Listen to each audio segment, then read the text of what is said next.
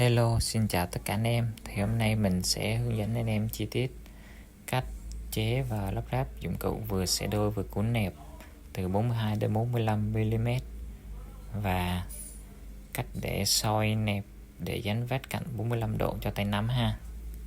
Và sau đây mời anh em theo dõi cách lắp ráp bộ dụng cụ xẻ nẹp nha.